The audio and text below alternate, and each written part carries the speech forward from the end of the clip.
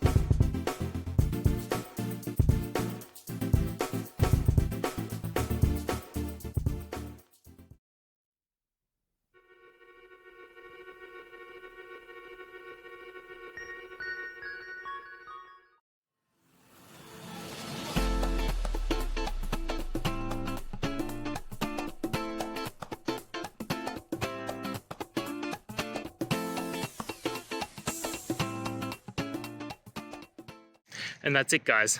I hope the video helped find the resolution that you're looking for and you got the answer and worked your way through. If it did, please hit subscribe. I'd really appreciate it.